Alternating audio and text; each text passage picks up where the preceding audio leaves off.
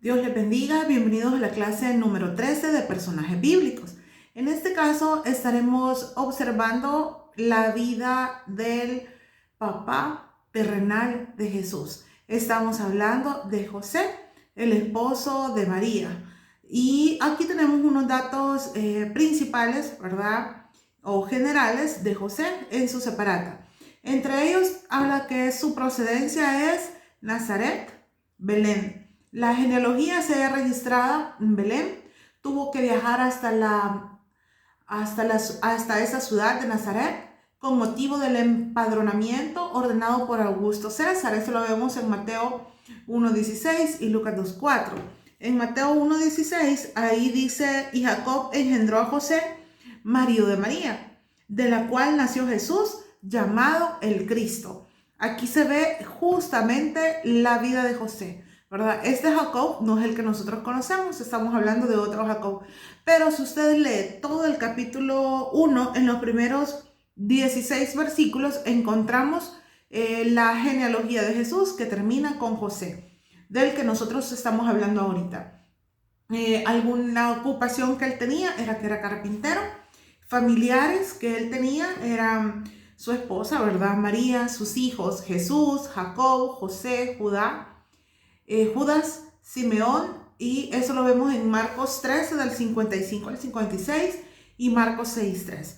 Mi recomendación siempre es que ustedes puedan al momento de ir leyendo, ¿verdad? Ya sea pausar el video, leer el versículo y continuar, o que ustedes puedan leer posteriormente cada cita bíblica cuando ustedes están elaborando el laboratorio, porque eso le va a usted a afirmar los conocimientos que usted va a ir adquiriendo, no solamente por leer la Biblia, sino que también lo que usted vaya viendo en su separata. Dice acá: la firmeza de lo que creemos se mide por el grado de disposición que tengamos para sufrir por dichas creencias. Y a mí me gustó mucho este personaje porque quizás no se habla mucho de él como papá y de todas las cosas que él estuvo haciendo. Pero dice que José era un hombre con creencias definidas, estuvo dispuesto a hacer lo bueno sin importarle el dolor que le causara. Es decir, que él estaba firme en sus convicciones, ¿verdad? Sin embargo, dice, José tenía otra característica, y es que no solo hacía lo bueno, sino que intentaba hacerlo como se debía. Y yo creo que esta es una característica sumamente importante que nosotros debemos cultivar, ¿verdad? En nuestras vidas, tratar de hacer las cosas no solo porque son buenas, sino que porque debemos hacerlas y hacerlas como se deben hacer. Dice acá: cuando María le habló acerca de su embarazo, José sabía que no era el padre. Cómo conocía bien a María al explicarle ya lo sucedido y ver la actitud que tenía hacia la criatura que iban a nacer. Debe haber sido difícil pensar que su novia había hecho algo indebido. Y creo yo que en aquellos tiempos, ¿verdad? Acuérdense ustedes la forma en cómo ellos se conocían. No era simplemente de que se veían y ya, sino que pasaba un tiempo, no podían estar juntos mucho tiempo. Y el hombre tenía que trabajar, ¿verdad? Por la mujer. Entonces, acá se explica de que ha de haber sido muy difícil para José en su pensamiento, ¿verdad? Decir, no es posible, o sea, ¿cómo pasó? ¿Cómo ella pudo quedar embarazada? Yo no sé, humanamente hablando, creería yo que tuvieron que haber pasado esos pensamientos, o sea, haber dicho, no es posible, o cómo, no puede ser, no puedo creer que ella haga algo, o es como eso, pero, o sea, humanamente hablando, creería yo que pudieron haber pasado todos esos pensamientos. No lo dice la Biblia exactamente, pero creo que como seres humanos probablemente los hubo que haber tenido. Dice acá, dice, sin embargo, alguien que era el padre de la criatura y le era difícil aceptar que ese alguien fuera Dios. Ahora, eso fue lo que María le tuvo que haber explicado a José, ¿verdad? Dice, José decidió terminar con su compromiso, pero estaba decidido a hacerlo de manera que no trajera afrenta a María. Es decir, él la amaba tanto que no quería que ella pudiera sufrir o que ella fuera cuestionada por la situación que estaba pasando. Intentó, dice, actuar con justicia y con amor. Quizás José pensó que tenía solamente dos opciones: divorciarse de María silenciosamente, es decir, abandonándola, yéndose, o dejar que la apedrearan. Pero Dios tenía una tercera opción, y era que José se casara con ella. Eso lo vemos en Mateo 1, del 20 al 23. Y pensando él en esto, he aquí un ángel del Señor le apareció en sueños y dijo: José, hijo de David, no temas recibir a María tu mujer, porque lo que en ella es engendrado del Espíritu Santo es. Definitivamente que tenía que haber algo como eso para que él se diera cuenta que María no había cometido nada malo y que él tampoco lo estaba haciendo.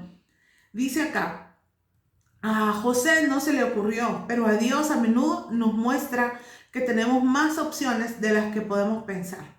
A pesar de que parecía sensato que José rompiera el noviazgo, Dios lo llevó a tomar la mejor decisión.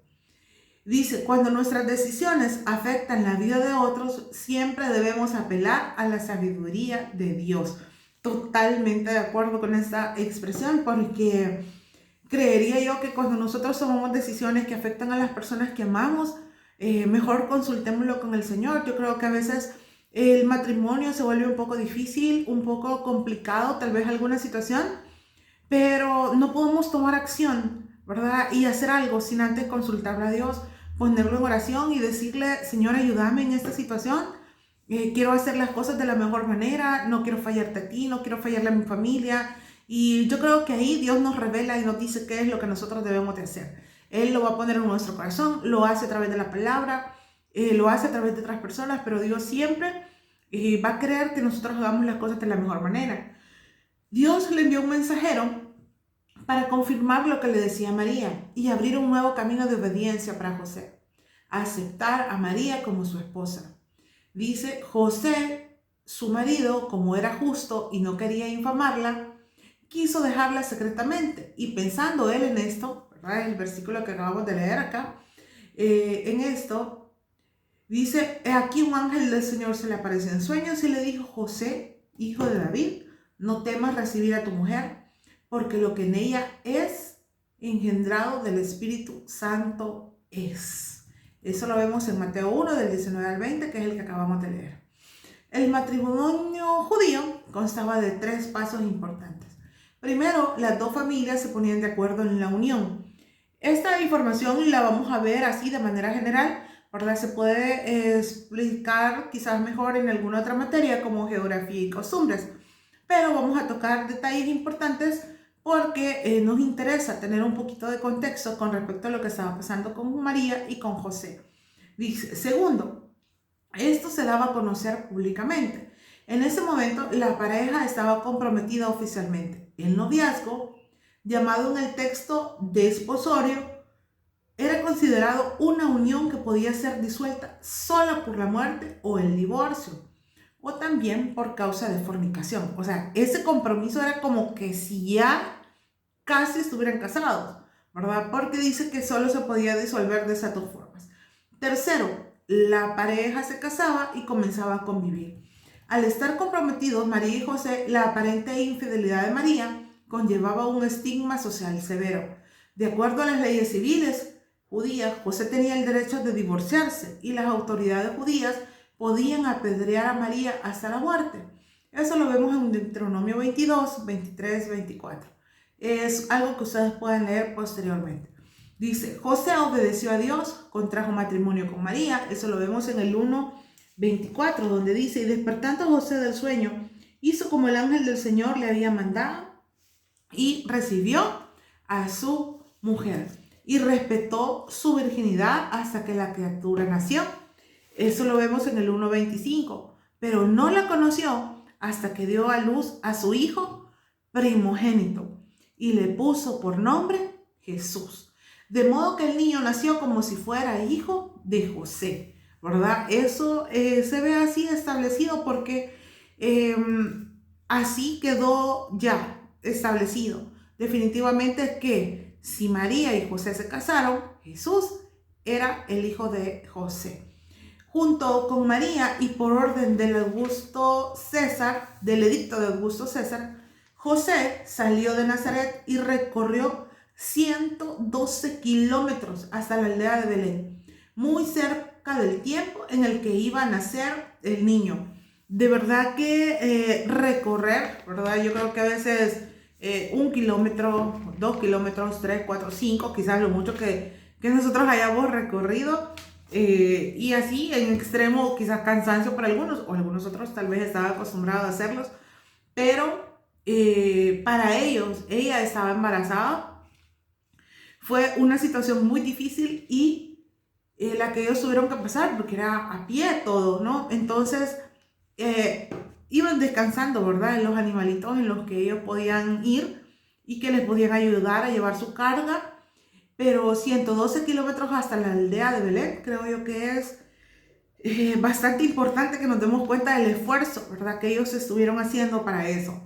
Dice que llegaron donde había muy cerca del tiempo en el que había que nacer el niño. Eso lo vemos en Lucas 2, del 1 al 7, donde todo el capítulo se habla acerca del nacimiento de Jesús, donde dice: aconteció en aquellos días que se promulgó un edicto de parte de Augusto César, que todo el mundo fuese empadronado. Este primer censo se hizo siendo Cirenio gobernador de Siria, e iban todos para ser empadronados, cada uno a su ciudad. Y José subió a Galilea, de la ciudad de Nazaret, a Judea, a la ciudad de David, que se llama Belén, por cuanto era de la casa y familia de David. Aquí una vez más se confirma el linaje del papá de Jesús, que era del linaje de David, ¿verdad? Luego dice: al nacer le puso por nombre Jesús. Después de los acontecimientos descritos en Lucas 2, del 22 al 39, si usted se fija, tenemos los 4 evangelios que hablan un poco acerca de esto, pero Lucas y Mateo son los que se extienden como un poquito más.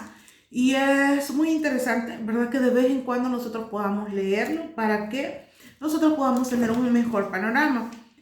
Aquí habla del 22 al 39. Y en el 22 dice: y cuando se cumplieron los días de la purificación de ellos, conforme a la ley de Moisés, lo trajeron a Jerusalén para presentarle al Señor. Ellos decidieron, ¿verdad?, hacer esto. O sea, ellos seguían totalmente las leyes y trataban de cumplir, y creo que de esa manera se daban cuenta que eso se lo iban a enseñar a Jesús. Dice: después de esos acontecimientos, huyó con María y el niño a Egipto. Eso lo vemos en Mateo 2:13 y los siguientes versículos. Luego volvió a Palestina, aparentemente con la idea de radicar en Judea, pero después de la muerte de Herodes, fue una nueva revelación divina que lo llevó hasta Nazaret. Ellos hicieron ese viaje. Y no sabemos, dice acá, y esta parte quizás es muy importante que la tomemos en cuenta. Dice: no se sabe cuánto, a ciencia cierta, no se sabe cuánto tiempo exactamente José vivió como padre terrenal de Jesús, pero se le menciona por última vez a él cuando él tenía 12 años. José entrenó a su hijo en el arte de la carpintería, y aquí tienen detalles muy importantes. Dice: en este lugar ejerció el ejercicio de tectón, es decir, un obrero de la construcción, un carpintero o un ebanista, donde a Jesús también se le llamaba tectón. Y la palabra griega tectón puede entenderse como constructor de casas. También tectón no identifica a Jesús o a José como carpinteros, sino más adecuadamente como maestros, hombres con un bagaje técnico. Un tectón dice que es un maestro de obra, sea en madera o sea en piedra. O sea, que simplemente no fueran unos simples carpinteros, en realidad eran maestros en ese arte. Y qué bueno, porque significa que podían hacer las cosas bien y podían enseñarles a otros. José se aseguró que Jesús tuviera una buena educación espiritual en Nazaret y estuvo llevando a toda la familia en el viaje anual a Jerusalén para celebrar la Pascua, lo que Jesús continuó observando durante sus años de adulto. José sabía que Jesús era una persona especial desde el momento en que oyó las palabras del ángel. Su creencia firme en este hecho y su apertura a las palabras de Dios lo habilitaron para ser el padre terrenal de Jesús. Dice que su creencia firme en ese hecho de saber de que Jesús era el Hijo de Dios y su apertura a las palabras que Dios le dijo a través de ese ángel, eso dice que lo habilitaron para ser el padre terrenal de Jesús. De verdad que eso fue un enorme privilegio que Dios le permitió a José. Pero Dios sabía las convicciones que José tenía, las creencias de José. Dios sabía que él era capaz de poder ejercer, ¿verdad?, ese rol de Jesús, porque Jesús no iba a ser un simple ser humano, iba a ser el Hijo de Dios, el Hijo que de verdad iba a traer algo diferente a este mundo. Y qué privilegio para José formar parte de eso. Luego vemos aquí unos puntos fuertes y algunos logros acerca de José, que fue un hombre de integridad, fue un hombre justo, que señala su piedad y sumisión a la ley y a juzgar. Por Lucas 2:24 también era pobre. Era descendiente del rey David, eso lo leímos. Era discreto y sensible, padre legal y terrenal de Jesús. José hizo las veces de padre de Jesús y lo llevó a José para la Jerusalén, para la purificación. Era sensible a la dirección de Dios y dispuesto a hacer la voluntad de Dios sin importarle las consecuencias. Esa parte es sumamente importante, que yo creo que es parte de lo que nosotros debemos de aprender, ¿verdad? Que nuestras creencias nos acerquen a Dios, que nuestras convicciones nos acerquen más a Dios y tratemos de ser fieles en todo lo que Dios quiere que nosotros seamos. Dice disponible ante Dios. Significa que obedeció a Dios a pesar de las presiones sociales, y yo creo que también es algo digno de imitar de parte de José. Y una autodisciplina y una receptividad a Dios. Y yo creo que esto es como parte muy esencial, porque venir y reconocer que las cosas que venían de Dios se debían hacer y hacer como Dios decía, es algo sumamente importante. Y yo creo que cuando nosotros tenemos la palabra de Dios físicamente, ¿verdad?, con nosotros, y nosotros podemos leer y saber qué es lo que Dios pide y qué es lo que Dios quiere, y cuando leemos Proverbios, cuando leemos Salmos, cuando leemos Isaías, saber de que aquí está la palabra de Dios y que Él nos habla y que nosotros podemos hacerlo conforme a lo que está acá, todo nos va a ir bien. José sabía eso, era una receptividad hacia lo que Dios le decía, que eso lo llevó a ser alguien grande en esta tierra, del cual seguimos hablando hasta hoy en día. Y algunas lecciones de su vida es que Dios premia la integridad, y lo hizo, ¿verdad? Porque ser padre de Jesús fue un enorme privilegio. La posición social tenía poca importancia cuando Dios elige usarnos. No importaba que la condición económica de José fuera extremadamente pobre, y no importó que probablemente José hubiera sido alguien rico. O sea, eso no iba a tener ninguna importancia, sino que eso, dice, la posición social tiene poca importancia. Cuando Dios quiere usarnos, lo va a usar. No importan las condiciones económicas o sociales en las que nosotros estemos. Si somos obedientes a la dirección de Dios, Él nos guiará a una mayor obediencia.